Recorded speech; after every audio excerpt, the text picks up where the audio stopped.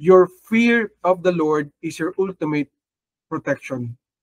Now, when we talk about fear, this is something na negative. Medyo hindi magandang pakinggan kasi pag nakakatakot, ibig sabihin something na gusto mong iwanan or takasan or lubayan. And maaaring na pagtatanong natin sa ating sarili, ano ba yung kinakatakutan natin? 'Di ba? Sa ating buhay, meron tayong bagay na kinatatakutan. Surely, meron, 'di ba? Bawat tao meron kanya-kanyang kumbaga may kinakatakutan. Pero sabi ng Panginoon sa kanyang salita, do not fear, 'di ba? Do not worry, do not be anxious. Now, why would the Lord want us to fear Him as God? Parang medyo ironic, 'di ba? Parang somehow kakaiba or conflicting na ang supposed to be ay huwag mag-fear. Sabi ni Lord, do not fear, do not be anxious about anything. And then God is saying, fear God. Di ba? Fear the Lord. Katulad kaninang mga kanta na pinakinggan natin. He is teaching us to fear Him. Now, why? And bakit ito magpoprotekta sa atin? Why will the fear of the Lord become our ultimate protection? Diba? Meron bang benepisyo sa pagkakatakot natin sa ating Panginoon? Kung isipin natin parang, di ba, parang ang hirap naman nun. And one time I remember in my life, ako po isang bata pa, nung years ago, probably 5 or 6 years old ako noon, at ako yung nakikipaglaro sa isang kapitbahay. Na-invite nila ako sa bahay nila, at nung naglalaro kami, ay pinakain po kami ng santol. At yung santol na yon ay, syempre first time ko, wala akong idea. No? Inabot sa akin yung kinain ko naman, not knowing kung anong meron doon. And bilang bata, syempre, you are ignorant to the fact na medyo hindi mo dapat kainin yung buto, yung seed ng santol. I forgot in the English of that fruit. But at the end of the day, nalulun ko po yung buto. And I told yung kapitbahay ko na friend ko, and pati yung magulang niya na nalulun ko po yung santol, yung buto na santol. And then pinagtawanan nila ako. Nagtawanan sila, and then sabi nila, naku, tutubo na yan, magiging puno yan sa loob ng tiyan mo. And I cried. Kasi I thought na paano yung pagtutubo yung puno, di ba? And medyo syempre, bilang bata, kinakabahan ka, you felt something in sa yung tiyan, akala mo tumutubo na, no? And it's when I remember that, it's just funny. Nakakatawa na lamang siya. But most of us have a fear of something. Now, God is teaching us today not to fear anything, but to fear Him. Why? Bakit kaya sabi ng Panginoon na dapat tayong matakot sa Kanya? Ano kayang uri or klase ng takot to na tinuturo sa atin ng ating Panginoon? In Proverbs 14:26-27, in the ESV version, it says to us, in the fear of the Lord, one has strong confidence, and his children will have a refuge. The fear of the Lord is a fountain of life, that one may turn away from the snares of death. So sinasabi ng Panginoon, ito'y ating refuge, kumbaga tanggulan, ating tatakbuhan, ang fear of the Lord, knowing na ito magbibigay sa atin ng buhay. Kasi sabi niya, the fountain of life is the fear of the Lord. And you may turn away from the snares of death. Yun ang sabi. Now, how I define the fear of the Lord is something na kakaiba sa definition ng maraming tao. May iba't ibang mga scholars, Bible scholars, mga manggagawa ng Panginoon na dinidefine ang fear of the Lord, but I define it as somehow a parental fear likeness. Parang parental fear likeness. Ano po ibig sabihin nito? Yung para bang yung takot ng isang anak sa kanyang mga magulang. Hindi ibig sabihin na pag natakot ka sa mga magulang, dahil takot ka sa kanila, dahil masama sila, or may gagawin sila sa'yo. Diba? Normally, when you fear your parents, that is out of reverence or respect. Diba? Dahil nire-respeto mo, mahal mo, ayaw mo masaktan ng iyong mga magulang. Sometimes, diba, lalo na pag bata ka pa, hindi ka nag-aral, at nalaman ng magulang mo, parang meron kang kaba-kaba sa sarili mo, teka, baka malaman ni daddy, ni mommy, na I might fail the exam, I might fail the test or the subject, so kailangan ko mag-aral. Not because takot ka sa parents mo, not because of that, but more of respeto, and you want to perform to the best of your ability na maipakita mo sa kayong parents na ginagawa mo yung best mo. And so, maybe one day, they will reward your effort, di ba? So, ganoon din tayo sa Panginoon. You want to show the best to your God, knowing fully well, nakatingin siya sa atin. Kahit di natin siya nakikita, pero siya nakatingin sa atin. So, you don't want to disappoint your God. You want to do the best sa harapan ng Panginoon kasi alam mo that He is your great reward. Alam mo na hindi ka niya pababayaan, ibibless ka niya. At ayaw mo na magkaroon ng consequences. Kasi yung consequences, yun yung dulo eh. Diba? Kapag may ginawa ka masama, katulad din sa magulang, alam mo, pwede kang mapalo. Hindi naman lagi kang mapapalo. Minsan mapagsasabihan ka lang. Diba? O, tama na yan. Minsan nakukuha ka tayo sa tingin. Diba? Yung mga magulang, pag tumingin lang, na parang ni-laser beam ka ng kanyang mga mata, tumigil ka na, hindi ka na gumalaw. Diba? Tumigil ka na sa masamang ginagawa mo. That is parental fear likeness. That is the fear of the Lord. Knowing fully well na alam mo na mahal ka ng magulang mo, at gayon din kung mahal ka ng magulang mo, ng parents mo, mas mahal ka ng Diyos. Kasi walang hihigit sa pagmamahal ng Diyos. Sabi nga niya, makalimutan ka man ng iyong ina, hindi kita makakalimutan. It's true. Some parents forget about their kids. Their children, their own children. Sila mismo nagpapahamak sometimes. Pero God, hindi tayo papahamak ng ating Panginoon. So, ang tinuturo sa atin ng ating Panginoon, that the fear of Him is our very protection, the ultimate protection. Your fear of the Lord is your ultimate protection. So, gusto mo protektahan ng buhay mo? Gusto mo protektahan ng mga pangarap mo, mga plano mo, yung mga anak mo, di ba? Yung mga ari-arian, yung mga ginagawa mo, yung mga project mo, ibigay mo yan sa Lord. If you fear Him, diba, He will be your protector. Iingatan ka ng ating Panginoon. Kaya sabi niya rito, you will have strong confidence. Maging confident ka na alam mo na may tanggulan ka, may tatakbuhan ka, ito ang ating Panginoon. Siya magbibigay sa atin ng buhay. Hindi niya tayo pababayaan. Ilalayo niya tayo mula sa kamatayan. Diba? Sabi, away from the snares of death. Ilalayo niya tayo sa kamatayan. Sa anumang kapahamakan sa Tagalog. So yan, parental fear likeness. So parang mga magulang, mga nanay, tatay, minsan, kahit wala naman silang sinasabi, di ba? Alam mo, nakatingin sila, ayaw mo gumawa ng di maganda. Di ba? Minsan sabi, umuwi ka na ng maaga sa bahay, hindi ka nakauwi. Not because, dahil takot ka lang sa magulang mo, pwede rin kasi na ayaw mo sila ma-disappoint. Kasi you have a good relationship, di ba? You have a great relationship with your parents and then may nagawa ka mali. So you want to have their confidence in you. Gusto mo pagtiwalaan kanila, lalo kanilang mas mahalin. So, I remember, no, mga kapatid,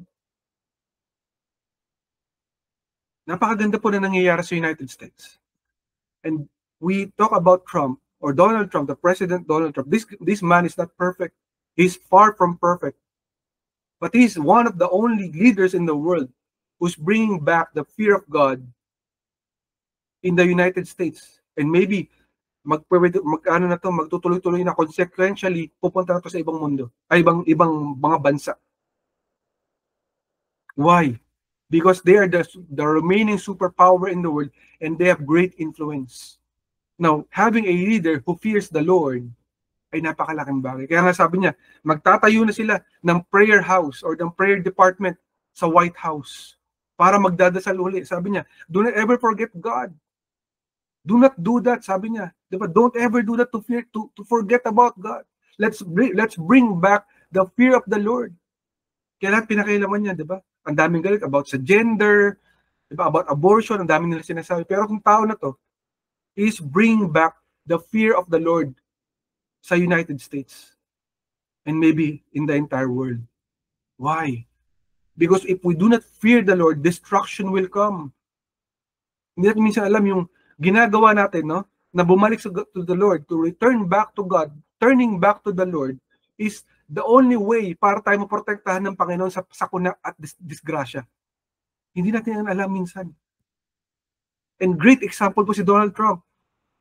Marami hindi nakakaintindi. Disaster is coming to America, but God is holding it back.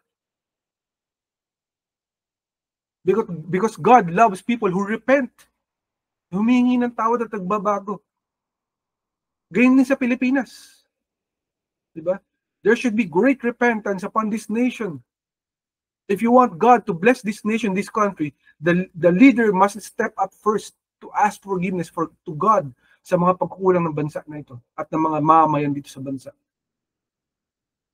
So kapatid, napaka-importante that there is fear of the Lord because that is our ultimate protection.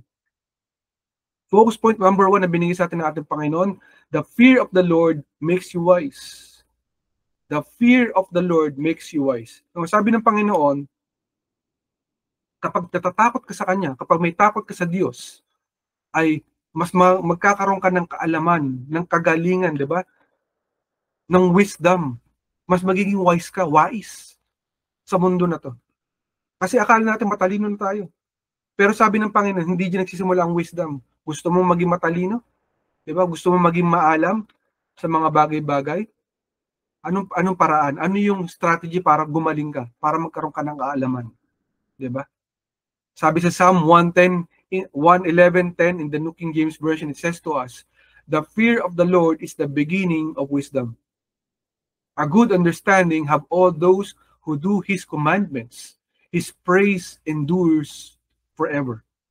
So sinasabi ng Panginoon, kung gusto mo magkaroon ng kalinawan, kamalayan sa buhay, kailangan magsimula iyon sa fear of God, the fear of the Lord. At yun na magsisimula magbigay sa iyo ng wisdom. Gusto mo maging wise, kapatid? Gusto mong tumalino? Bigyan mo sa Panginoon. Unahin mo ang Lord. Diba? Maraming tao nagsasabi, bakit sa dami-dami ng hihiling ni Haring Solomon noong unang panahon, hiniling niya sa Panginoon yung wisdom. Nakita nila humingi ng wisdom ito po si Solomon. Pero nalimutan nilang lahat. The very fact itself na humingi ng wisdom si Solomon sa Panginoon is he feared God. Napaka-importante, kapatid, ng fear of the Lord. Because by fearing God, you know na nakatingin siya sa'yo. Di ba?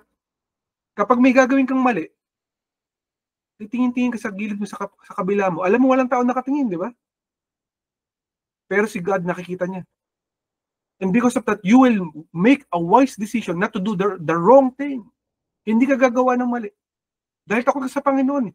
Takot ka sa Diyos. Kahit wala nakatingin. Diba? Alam mo kasi na merong pwede magbigay sa'yo ng kaparusahan pag may ginawa kang mali. That's wisdom. You can't get it anywhere else but from the Lord. Diba? Kaya minsan maraming tao na pag basta manood ka ng TV, ng mga reports, diba, sa YouTube, o sa mismo sa television, sa cable TV, and you watch the news. Normally, when you see people na nakulong, sabihin nila, humingi ako ng tawad sa nagawan ko na sana patawarin niyo ako, may pamilya pa ako. Nawalan ng preno. Diba? Yung lagi marinig at nawalan ng preno kaya na-disgrasya. It is very seldom that you hear people na sasabihin nilang, kasalanan ko to, patawarin niyo ako, ako'y nagkamali. Sorry. Kasalanan ko eh. You don't hear that. Because those people are not really repentant. Hindi sila talaga humingi ng tawad. Nahuli lamang sila kaya sila humingi ng tawad. Nakulong sila kaya sila humingi ng kapatawaran sa kanilang kasalanan. But you don't see them or hear them na inadmit nila ang kanilang pagkakamali. Diba? Kaya nakalulungkot pag nanonood ka ng mga ganun. Bakit siya nasaksak? Nasaksak ko po siya kasi may ginawa po siya sa akin. Diba? Ganun lagi. So ganun na ganun doon kay Eva at Adan. Kaya po, napagalitan si Eva at Adan ng Panginoon. They forgot the fear of God. Imbis na umamin sila sa kanilang pagkakamali. Diba? Sabi ng Panginoon, Adan, nasaan ka? Bakit ganyan ang itsura mo? Ay, ganito po kasi, pinakain po ako ng prutas ni Eva. Siya po yung may kasalanan. Hindi umamin. That's not fear of God. If you fear the Lord, aamin ka kagad eh. Lord, patawad. Sorry, nagkamali ako. Kasalanan ko. Diba? Kaya si David, the King David of Israel, ang Haring David ng Israel in the old times, he was known as the man after God's own heart. Maraming tao nagsasabi, that's because he is humble. Mapagpakumbaba po siya. But before being humble, David fears God. Takot po siya sa Diyos. And that is not negative. That is positive. Kasi alam mo na hindi ka mapapahama kung ikaw may takot sa Diyos. So siya po ay nagkasala. Diba sabi sa kanya nung isang prophet si Nathan, lumapit sa kanya si prophet Nathan, Haring David, sabi niya ganun. Merong isang mayaman at isang mahirap. Dalawa po sila. Yung mayaman, napakarami niyang tupa. Sobrang dami. Na hindi niya alam kung saan niya lalagay yung tupa niya. At meron siyang kapitbahay, isang mahirap. Sabi niya ganun. Yung mahirap na isa lang kanyang tupa, isa lang, isang peraso. Pero ito pong mayaman, kinuha niya po yung tupa nung mahirap. Ang dami-dami niya ng tupa or sheep. Kinuha niya pa yung tupa nung mahirap. Ano po ang dapat natin gawin dito? Sabi ni David, dapat siyang mamatay sa kanyang ginawa. Parusahan yung tao na yan, sabi ni David. Ang sabi sa kanya ni Prophet Nathan, ikaw yun, Haring David. Kinuha mo ang hindi sa'yo. Dapat kang parusahan. Kasi po, during that time, may ginawa pong masama si David. Nakapatay po siya at kumuha po siya ng asawa na may asawa. At pinatay niya pa yung asawa nun. Wala pong makakonfronta sa kanya kasi siya hari. He was a king. Wala pong pwedeng lumaban sa kanya. But a prophet came to remind him of God. So ano pong responde ni David? Hari siya.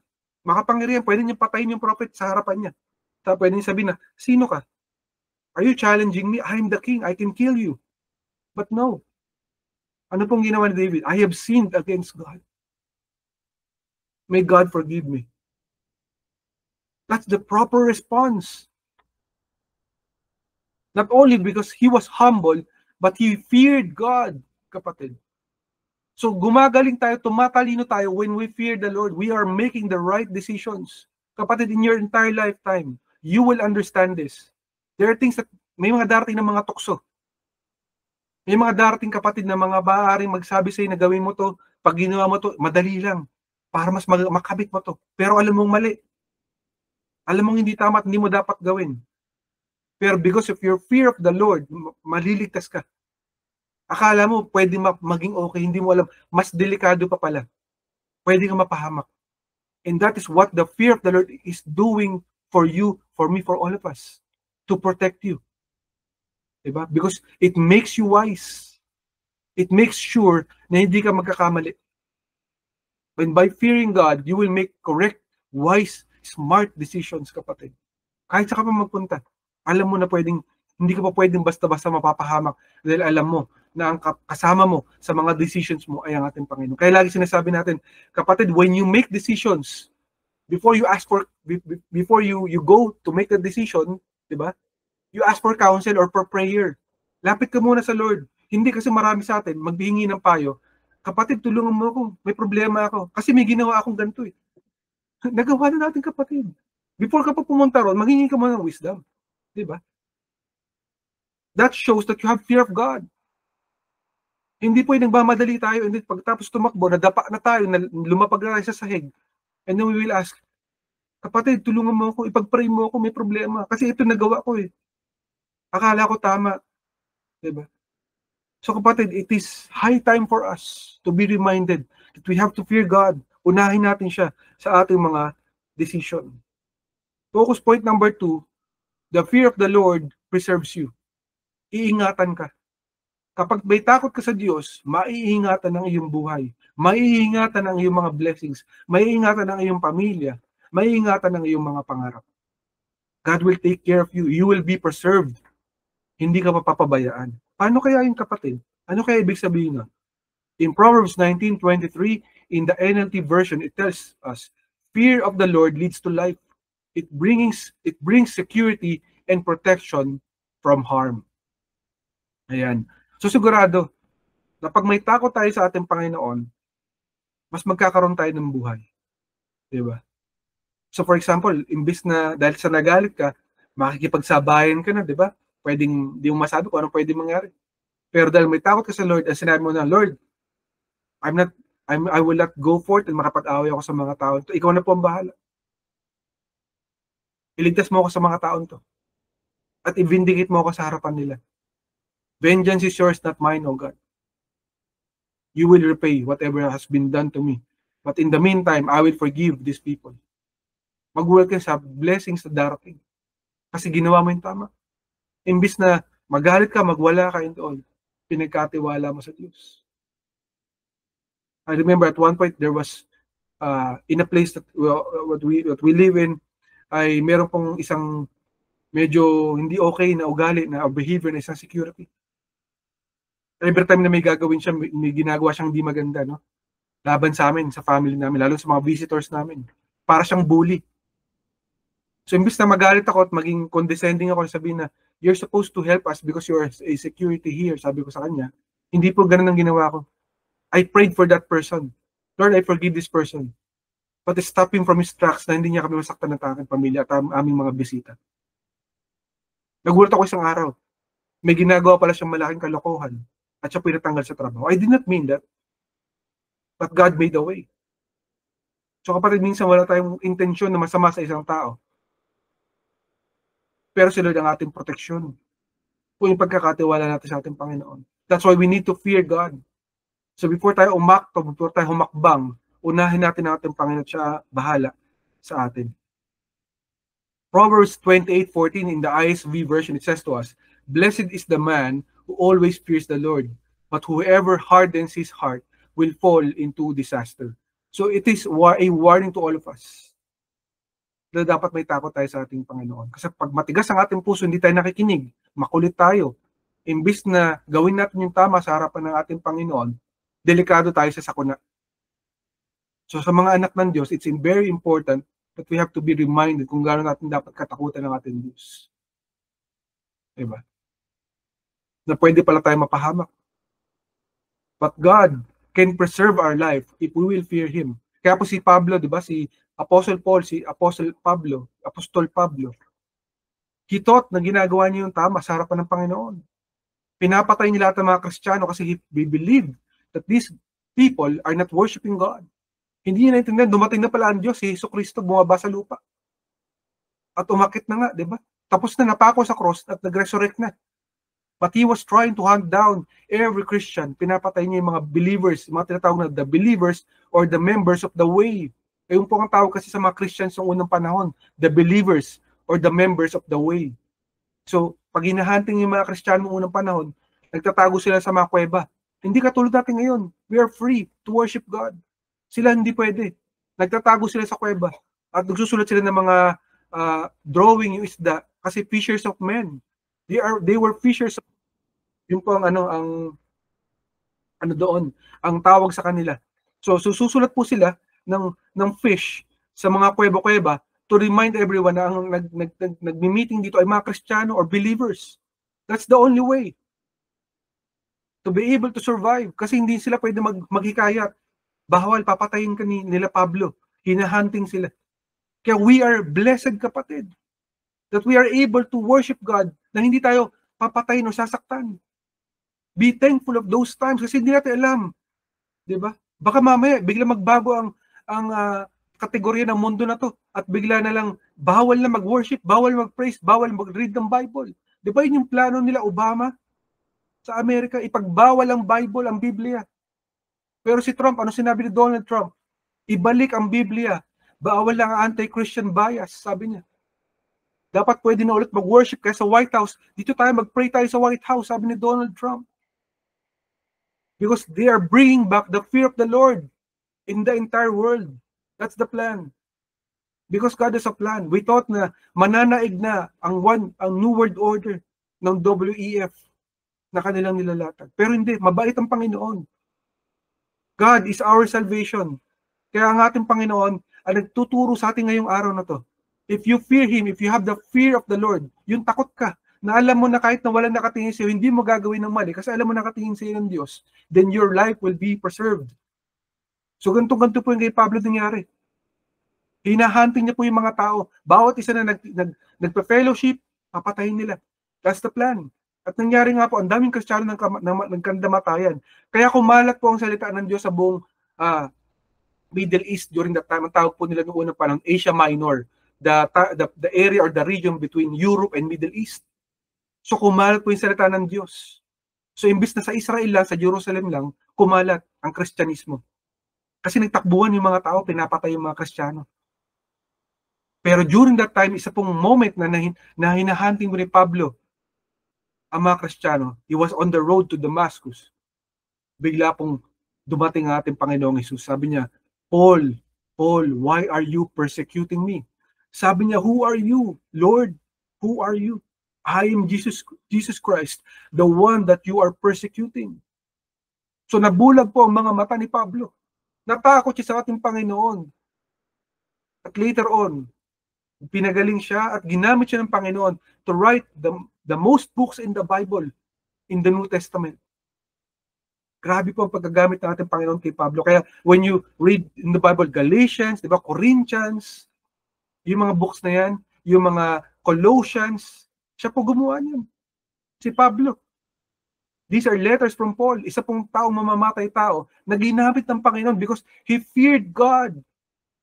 So, imbis na mamatay po si Pablo, kasi when you look at it, deserve niya mamatay kasi ang dami nilang pinapatay.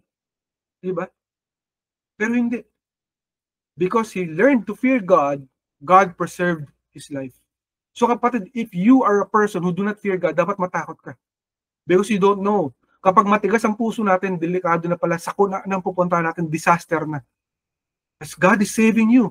That's why He wants to place fear sa puso mo. Hindi para matakot sa kahit anong bagay, kundi matakot sa ating Diyos. Kapag may takot ka sa Diyos, mape-preserve ang buhay mo. Iingatan ka ng ating Diyos, ang ating Panginoon, mula sa kapahamakan. So, imbis na gagawa ka, hakbang ka ng mali, di ba? Nandiyan yung tukso. Pupunta ba ako sa tukso, di ba? Hindi. Gayahin natin si Joseph. Nung dumating yung tukso, di ba, ano nangyari? Yung asawa ni Potiphar, tinukso siya, naghubad. So, imbis na lumapit siya sa tukso, tumakbo siya palayo. So, na-save siya because of fear of the Lord, yung fear of God. Pero kung hindi, kung nagtuloy-tuloy siya ron, malamang napatay po si Joseph. Pero na-preserve yung buhay niya because what? He feared the Lord. So, gayahin po natin yung mga Bible characters who feared God because it will be the preservation of our lives, kapatid. Blessed is the man who fears the Lord. Yun ang sabi ng Panginoon. Para makaiwas tayo sa mga disaster, sa mga sakuna, katakutan natin ng ating Panginoon. Again, this fear is not harmful. This fear is beneficial for us para matulungan tayo, ma-preserve ang ating mga buhay. So ano yung mga takeaway na binigay sa atin ng ating Panginoon dito? Number one, our very purpose is to fear God. Ang purpose daw natin, kapatid, sa mundo na to is katakutan ng ating Diyos. Dapat daw tayo matakot sa ating Diyos. Dapat tayo magbigay reverence sa Kanya. Na tayo sumamba at magpuri sa Kanya. That's why you fear God. You worship Him. You praise Him. You adore Him. And then number two, rescue comes to those who fear God. So are you in trouble, kapatid? Do you have problems? Do you have challenges or seemingly impossible problems na parang feeling mo wala nang pag-asa? If you fear God, kung may takot ka sa Diyos, kung totoo na may takot ka sa Diyos, hindi ka niya pababayaan, i-rescue ka niya. That is if you fear Him. So, time to start fearing God. This is the time, kapatid, that we must fear the Lord. Hindi yung magpe-fear lang tayo sa Kanya pag may trouble na. Diba sabi nga natin, every time na may lindol, yung mga tao natatakot sa Diyos.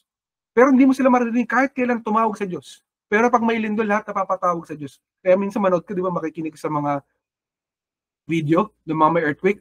I watched a video sometime. Some point, nasa bar pa sila. Puro kalokohan ginagawa. And then, narinig mo yung mga tao habang lumilindol. Papatawag sila sa Diyos. Lord, patawarin mo po kami. Diba? Ganun. Katulad yung bata pa ako, nakwento ko na ito at one point sa inyo. Yung mga siga po sa Lord, sabi basketball court namin, na wala pong ginawa kundi bisyo araw-araw mag-drugs. No? Nagulat ako. Tawag sila ng tawag sa Diyos. Patawarin mo po kami, Panginoon. Huwag mo kaming kunin. Gumaganon sila. Kasi lakas yung lindol eh. Sa lakas yung lindol, parang yung court, yung basketball court, para bumabaliktad. Ganun yung pakaramdam. That was the 90s time. Yun yung time na marami pong namatay sa Baguio. Ramdam yun hanggang Metro Manila. And I sense the fear of God sa mga taong yun. Pero sinasabi sa atin ng Panginoon, huwag ka matakot pang may trouble. Matakot ka sa Lord before pa mangyari yung trouble. Because He will be your rescue. And sa dulo ng lahat ng to, you will taste His mercy and favor. If you fear God, yung awa ng Diyos, yung Kanyang pabor, yung Kanyang blessings, mapapasayo. Kung may takot ka sa ating Panginoon. So it's high time, kapatid. It's very important that you be reminded, we be reminded na dapat nating katakutan ng ating Diyos. In Ecclesiastes 12:13, in the NIV version, it says to us, now all has been heard, here is the conclusion of the matter. Fear God and keep His commandments, for this is the duty of all mankind. So sinasabi sa atin ng ating Panginoon, yung very existence natin, kapatid, sa mundo na to, is to worship, to revere ang ating Panginoon. Dapat tayong sumamba sa Kanya, dapat tayong magpuri sa Kanya kasi marami sa atin Hindi natin alam yung trabaho natin sa mundo na to. Ang akala natin, ang trabaho natin sa mundo na to ay magkaroon ng maginhabang buhay, di ba? Maging healthy, yumaman, magkaroon ng maayos sa tirahan. Hindi po yun. These are just parts of being alive in this world. Wala pong masama na tayo mabless. Wala pong masama na magkaroon tayo ng bahay, magkaroon tayo ng pagkain na masarap, di ba? Magkaroon tayo ng maayos sa pananamit. Okay po yun. God bless you if that is one of the goals in your life. Pero hindi po yung sinasabi na pinaka-primary, the main priority, your main priority should be to fear the Lord and to keep His commandments. Yung nasabi rito, hindi po ako nagsabi niya. Ecclesiastes 12:13. Katakutan natin ang ating Diyos, sundin natin ang kanyang mga utos. That is your duty, my duty, all our duty. That is the very essence ba tayo nabubuhay sa mundo na ito. Pag hindi natin yung ginagawa, then there's a problem. We are going against God. Kaya nga siya Lord, kaya siya God, di ba kapatid? Dapat natin siya sundin. Hindi tayo ang masusunod. In Psalm 34:7, in the NASB version, it says to us, the angel of the Lord encamps around those who fear Him, and He rescues them. So sinasabi ng Panginoon, yung kanyang mga grupo ng mga angels, thousands and thousands of angels, ay nagkakampo sa mga taong may takot sa Diyos. So kung kailangan mo ng proteksyon, kung kailangan mo ng rescue, ito na yun kapatid. Kailangan may takot ka sa Diyos. Kasi kung may takot ka sa Diyos, kahit ang dami mong kalaban sa trabaho, di ba? Pinagtutulungan ka sa trabaho. Sa business, may kumakalaban sa sa business sa tao na hindi magandang ginagawa sa iyo, sinisiraan ka sa business, di ba? Maaring sa school, merong naninira sa sa teacher, we don't know. Or maybe may ginagawang mali sa isang tao. Gusto mo na rescue? Ibigay mo sa Lord yung buhay mo, matakot ka sa Kanya.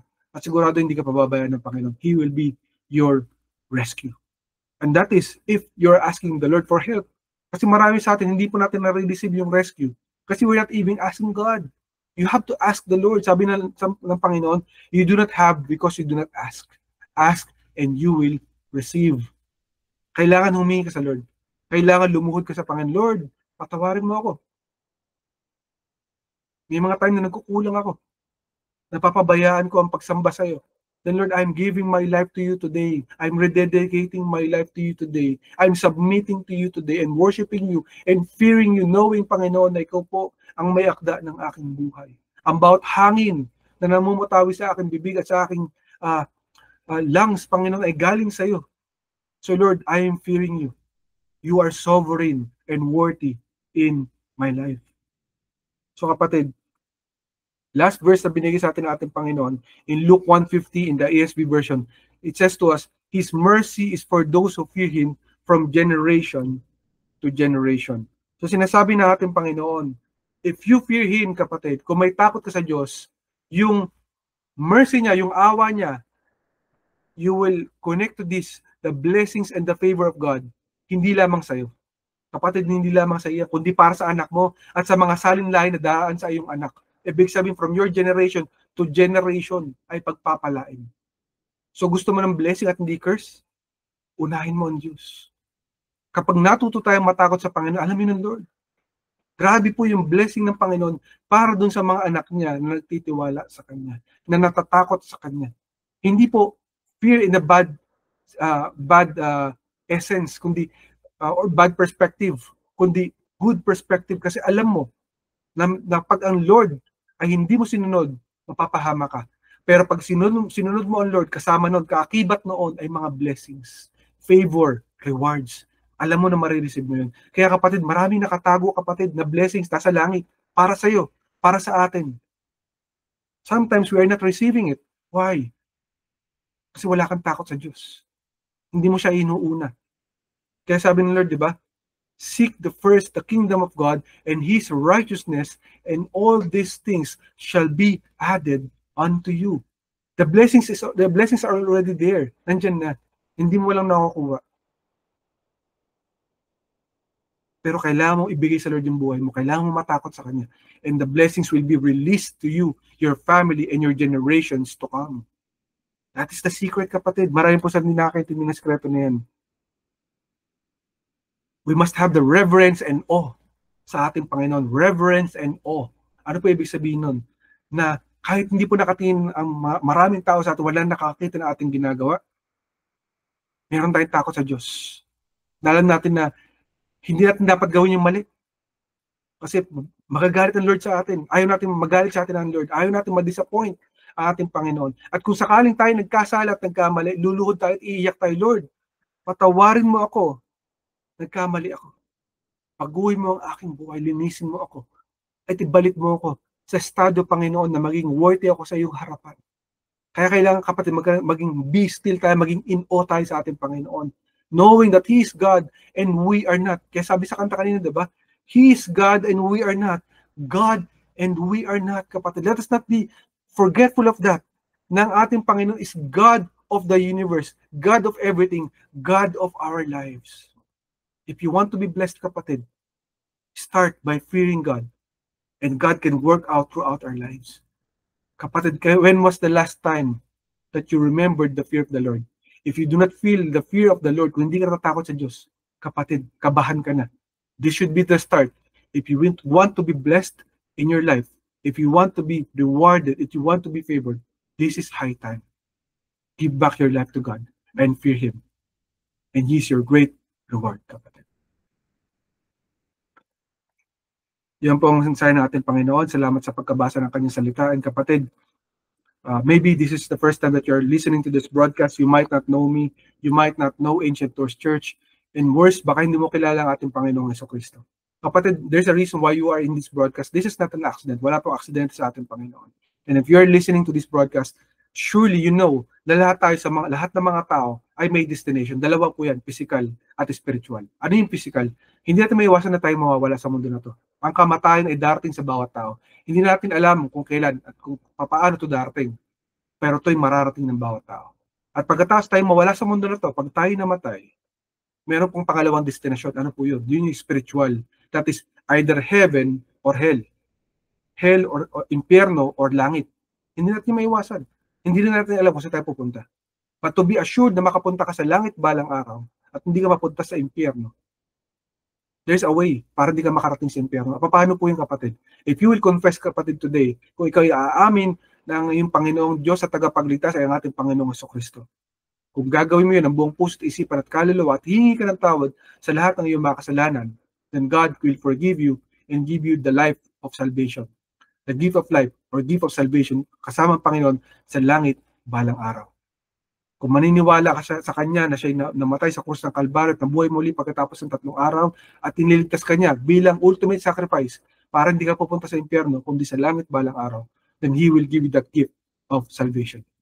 If you want to receive that, kapatid, yung regalo na libre ng ating Panginoon ng salvation, sama mo ako sa panalangin. Let us pray, kapatid. Panginoong Jesus, humihingi ako ng tawad sa lahat ng aking mga kasalanan.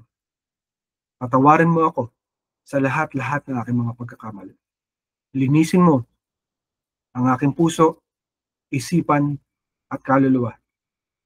Jesus, tinatanggap kita bilang Panginoon, Diyos at tagapagligtas ng aking buhay.